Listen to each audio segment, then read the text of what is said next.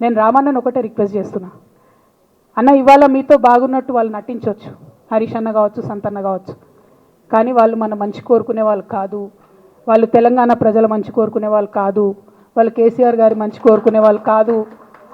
వాళ్ళను మీరు దూరం పెట్టి రాజకీయంగా తెలంగాణ రాష్ట్ర సమితిలో ఇప్పుడు బీఆర్ఎస్లో పనిచేస్తున్నటువంటి హార్డ్ కోర్ కార్యకర్తలను దగ్గరికి తీసుకొని ప్రజా ఉద్యమాలు తీసుకొని ప్రజల దగ్గరికి పోతేనే మన పార్టీ బతుకుంటుంది, నాన్న పేరు బాగుంటుంది. ఇవాళ నాన్నకు సిబిఐ అనేటటువంటిది వచ్చిందంటే అది కేవలం హరీష్ రావు గారు, సంతోష్ రావు గారి అవినీతి వల్లనే వచ్చిందని మళ్ళొకసారి నేను గంటాపదంగా చెప్తున్నాను. ఇంకా గమ్మత్ ఏంటంటే ఇదే హరీష్ రావు గారు వాళ్ళ ఫాలోవర్స్ అంతా నిన్నటి నుంచి చెప్తున్నారు, హరీష్ అన్న చాలా కష్టపడ్డాడు, డే 1 నుంచి ఉన్నాడు అని. డే 1 నుంచి లేడండి, చాలామంది రిపోర్టర్లకు తెలుసు, సీనియర్ రిపోర్టర్లకు. డే 1 నుంచి లేడు. పెద్దసారు టీడీపీ నుంచి బయటకు వస్తుంటే మామయ్య మనకెందుకు, డిప్యూటీ సీఎం మనం ఎందుకు రాజీనామా చేయాలి, ఈ ఉద్యమం ఏమవుతుందో, ఈ పార్టీ ఏమవుతుందో మనకు రిస్క్ ఎందుకని ఆనాడు ఈనాడు పేపర్లో వచ్చింది. 1.5 కోటి తీసుకొని వ్యాపారం చేసుకుందామని హరీష్ రావు గారు ఎక్కడికో పోయిందని కూడా వచ్చింది. కటింగ్ కోసం వెతికిన దొరికినప్పుడు ఎప్పుడో ట్వీట్ చేస్తుందని నేను. బీఆర్ఎస్ పార్టీ ఆనాడు టీఆర్ఎస్ పార్టీ పెట్టినాక 9-10 నెలల తర్వాత వచ్చిన హరీష్ రావు గారు డే 1 నుంచి లేరు. నమ్మకం లేకుండా ఆయన పార్టీ నిలబడుతుందో ఉంటుందో పోతుందో అని. ఓకే అయిపోయింది, రాగానే సారు పెద్ద హృదయం కాబట్టి క్షమించిరు, దగ్గర తీసుకున్నారు, ఎమ్మెల్యే కాకముందే మంత్రి ఇచ్చిర్రు, అన్ని రకాలుగా ఆదరించిరు, అన్నీ చేసిండ్రు.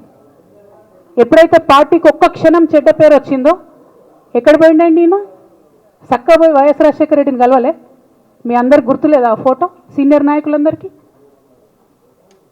బాగా మాట్లాడతారు, అన్ని దగ్గర ఉన్నా, నేనే ఉన్నా, నేను ఎక్కడ లేను. నిన్న పాపం చాలామంది ఈ కొత్త సోషల్ మీడియా పిల్లలు ఉన్నట్టు వాళ్ళకి హిస్టరీ తెలియదు అనుకుంటా, అందుకే చెప్తున్నా ఇవాళ.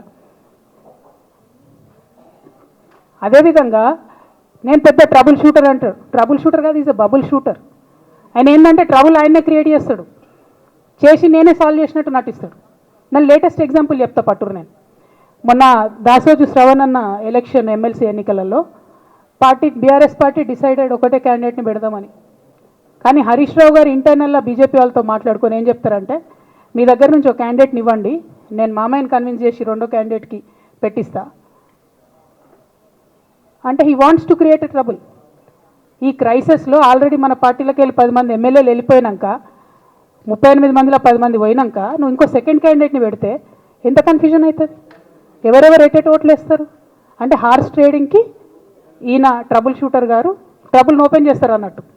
నాకెందుకో లక్కీగా ఒక బీజేపీ ఎమ్మెల్యే గారు ఫోన్ చేసి, అక్క మరి పెద్దసారి పర్మిషన్ ఉందా హరీష్ అని ఇట్లా అంటున్నారంటే, నేను డైరెక్ట్గా పెద్దసారికే ఫోన్ చేసి నాన్న మరి ఇట్లా అంటున్నారు, మనం సెకండ్ క్యాండిడేట్కి పర్మిషన్ ఇస్తారంటే, nothing doing, only Shravan will get elected, ఎవరు చెప్పారు మీకు అన్నారు. అంటే నేను ఆ విషయం వెంటనే అటువైపు కన్వే చేసిన, లేదండి మాకు అట్లాంటి ఆలోచన లేదు. ఎందుకు ఈ రీసెంట్ ఎగ్జాంపుల్ చెప్తున్నా ఇవాళ అంటే, హరీష్ రావు గారు ట్రబుల్ క్రియేట్ చేసి ట్రబుల్ని మాఫీ చేసినట్టుగా ప్రయత్నం చేస్తారు. బీఆర్ఎస్ కార్యకర్తలందరికీ నేను నా తమ్ముళ్ళకి రిక్వెస్ట్ చేసి చెప్తున్నా, మా చెల్లెలకు రిక్వెస్ట్ చేసి చెప్తున్నా, మీకు పెద్ద స్థాయిలో జరిగే అన్ని విషయాలు తెలియకుండా అందరూ మన వెల్ విషర్స్ అనుకుంటారు. అది మీ తప్పు కాదు, ఎందుకంటే కేసీఆర్ సార్ అంత ఓపెన్ మైండ్తో ఓపెన్ హార్ట్తో ఉంటారు కాబట్టి బీఆర్ఎస్లో ఉన్న అందరూ అట్లే ఉంటారు అనుకుంటారు. కానీ చాలా మందికి చాలా హిడెన్ ఎజెండాస్ ఉన్నాయి. ఓ పక్క కాంగ్రెస్తో కలిసి ఉన్నారు, ఇంకో పక్క బీజేపీతో మాట్లాడుతున్నారు, ఎవరితోనో అవసరమైతే అటు మాట్లాడుతున్నారు. అదేవిధంగా 2018 ఎన్నికలలో హరీష్ రావు గారు 20-25 మంది ఎమ్మెల్యేలకు ఎన్నికలలో అడిషనల్ ఫండింగ్ ఇచ్చారు, పార్టీ ఇచ్చింది కాకుండా. ఏడికెళ్ళి వచ్చినాయి హరీష్ రావు గారికి అన్ని డబ్బులు? 100% కాళేశ్వరంలో జరిగిన అవినీతి నుంచి వచ్చిన డబ్బులే. ఆయన ఆలోచన ఏం చేసిందంటే, ఏమన్నా కొద్దిగా అటు ఇటు అవుతుందేమో రిజల్ట్, నా దగ్గర ఎమ్మెల్యేస్ ఉండాలని ఆలోచన చేసి. నీకు అసలు అట్లాంటి ఆలోచన ఎందుకు వచ్చింది? నేను కట్టప్పలంటోని కేసీఆర్ గారి దగ్గర ఉండేటోని అంటావు కదా, నీకేం అవసరం వచ్చింది ఎమ్మెల్యేస్కి సపరేట్గా ఫండింగ్ ఇవ్వడానికి? ఎవరికి తెలియదు అనుకుంటారా? ఇవి ఎవరు చెప్పరు అనుకుంటారా? ప్రతి ఒక్కరు చెప్తారు ఎమ్మెల్యేస్ ఓపెన్, నా పేర్లు కూడా తెలుసు, చెప్తే బాగుండదు, ఎమ్మెల్యేలు ఇబ్బంది పడతారు. నేను అనేది ఏంటంటే, 2009లో రామన్న సిరిసిల్ల ఎలక్షన్లో మా బంధువుకు సంబంధించిన వ్యక్తులతోని 60 లక్షల రూపాయలు పంపిన హరీష్ రావు గారు రామన్నను ఓడగొట్టడానికి. నిన్నగాక మొన్న ఒక వీడియో మీరు కూడా చూసి, ఒంటేరు ప్రతాప్ రెడ్డి గారిది, మీ మామయ్యను ఓడగొట్టమని ఎంతంటే అంత డబ్బులు ఇస్తా అని చెప్పిర్రని. ఓ పక్క కేసీఆర్ గారిని ఓడగొట్టాలి, ఓ పక్క కేటీఆర్ గారిని ఓడగొట్టాలి, నిజామాబాద్లో నా ఎంపీ సెగ్మెంట్లో అందరు ఎమ్మెల్యేలను మేనేజ్ చేయాలి, అందరిని మన కేసీఆర్ కుటుంబాన్ని ఓడగొట్టాలి, విచ్ఛిన్నం చేయాలి, కానీ కేసీఆర్ గారి పేరుతో వచ్చేటటువంటి బెనిఫిట్స్ మాత్రం అన్నీ కావాలి.